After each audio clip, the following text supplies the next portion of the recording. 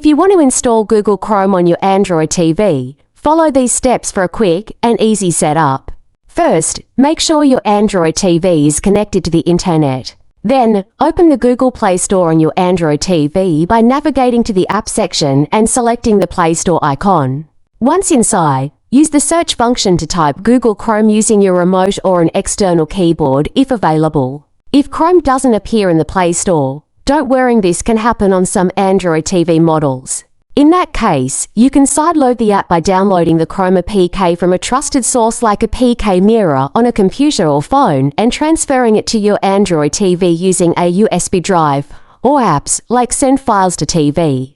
Once transferred, use a File Manager app on your TV to locate and install the APK, ensuring that Install Unknown Apps is enabled in your TV settings.